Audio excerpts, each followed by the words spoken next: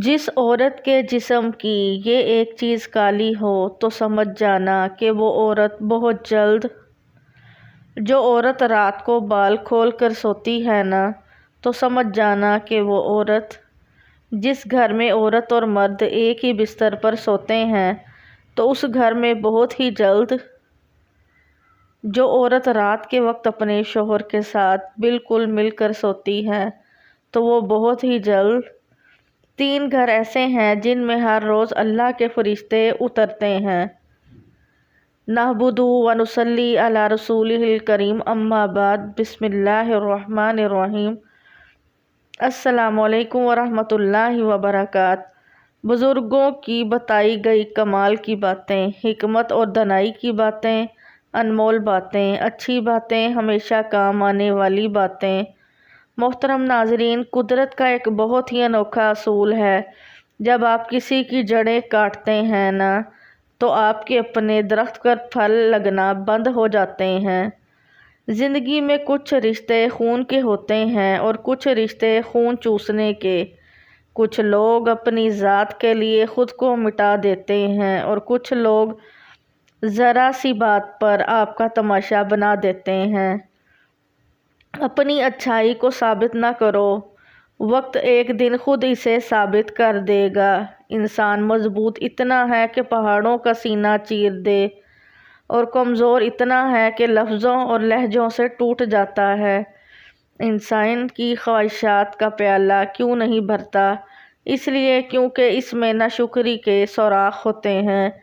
انسان امیدوں سے بندھا ایک ضدی پرندہ ہے جو گھائل بھی امیدوں سے ہے اور زندہ بھی امیدوں پر ہے۔ ہم سب مر جائیں گے، یہ حقیقت جاننے کے باوجود بھی ہم ایک دوسرے کے دل دکھاتے ہیں، ایک دوسرے کو اذیت دیتے ہیں۔ خوشی وہ واحد خوبصورت چیز ہے جو ہمارے پاس نہ ہوتے ہوئے بھی ہم دوسروں کو دے سکتے ہیں۔ سچ ہے، انسان ہی انسان کی دوا ہے۔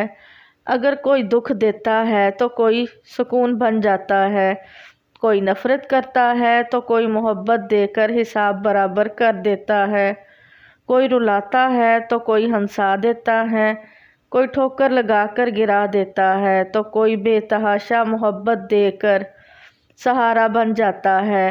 یہی خوبصورتی ہے زندگی کی۔ کسی کا سکون چھین لینے کا کفارہ محض عبادت ادا کر کے نہیں کیا جا سکتا۔ مغرور آدمی اس پرندے کی طرح ہے جو آسمان کی طرف جتنا بلند ہوتا جاتا ہے، لوگوں کی نظروں میں اتنا ہی چھوٹا ہوتا جاتا ہے۔ محترم ناظرین، درد کی بس 2 دوائیں ہوتی ہیں، باپ ہوتے ہیں، مائیں ہوتی ہیں۔ بزرگ گھر کی رونق بھی ہوتے ہیں اور برکت بھی۔ باپ کا سایہ سر پر ہو تو اولاد بادشاہ ہوتی ہے۔ حضرت آدم علیہ السلام سے ایک قول منقول ہے کہ اللہ تعالیٰ نے نبی کریم صلی اللہ علیہ وآلہ وسلم کی امت کو 4 اعزاز ایسے دیے ہیں جو مجھے بھی نہیں ملے۔ ایک یہ کہ میری توبہ مکہ مکرمہ میں قبول ہوئی، اور یہ لوگ جہاں بھی توبہ کر لیں قبول ہو جاتی ہے۔ دوسرے یہ کہ میں لباس پہنے ہوئے تھا، خطا ہوئی تو ننگا ہو گیا، لباس اتر گیا، اور یہ امت ننگے ہو کر بھی گناہ کرے تو اللہ تعالیٰ انہیں پردہ دیتے ہیں۔ تیسرے یہ کہ میری خطا پر ہم میاں بیوی میں جدائی کر دی گئی، اور اس امت میں گناہ کے باوجود میاں بیوی کو جدا نہیں کیا جاتا۔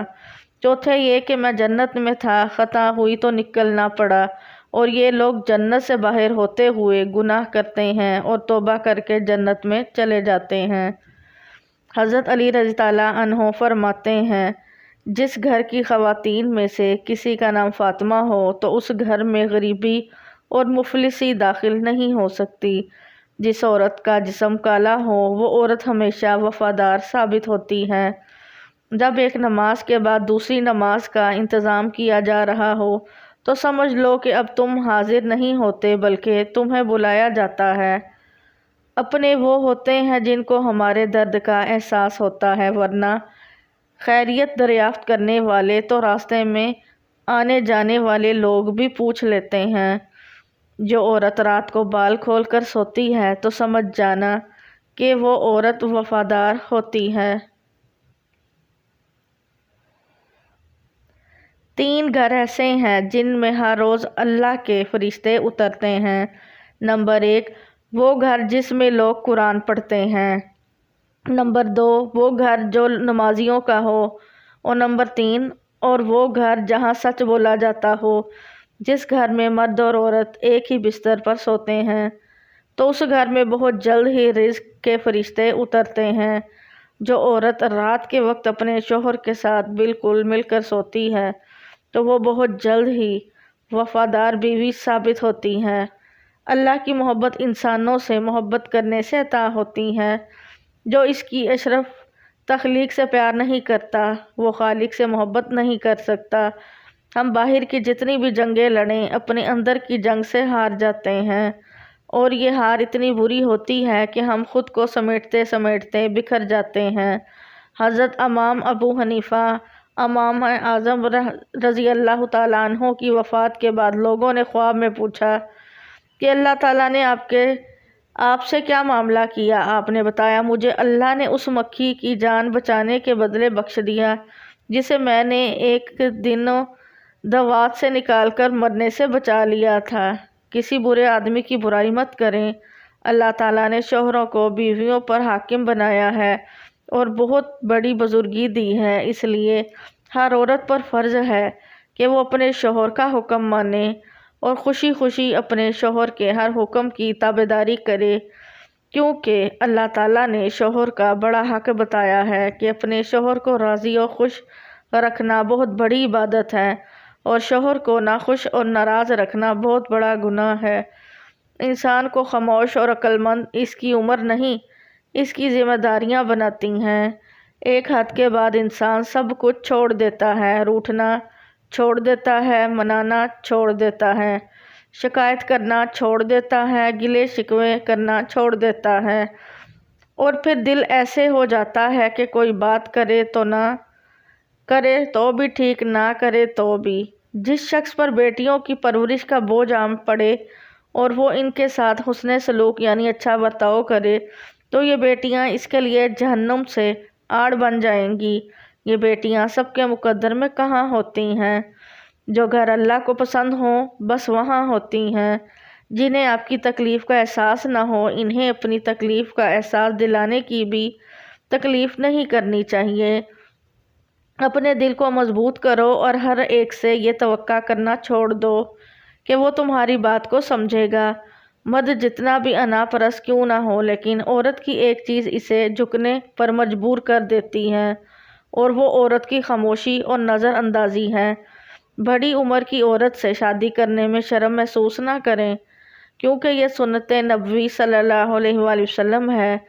اللہ امتحان لیتا ہے تاکہ صابر رہو، اللہ آزمائش میں ڈالتا ہے تاکہ اس کے شکر گزار انسان بن جاؤ، اللہ رلاتا ہے تاکہ صاف دل انسان بن جاؤ، اللہ چپ کرواتا ہے تاکہ اس پہ یقین پختہ ہو جائے۔ جب رزق میں تنگی محسوس ہو تو غور کر لیا کرو کہ ماں باپ کے لیے دعا کرنا تو نہیں چھوڑ دیا۔ خوش رہنا بادشاہ بننے سے بہتر ہے۔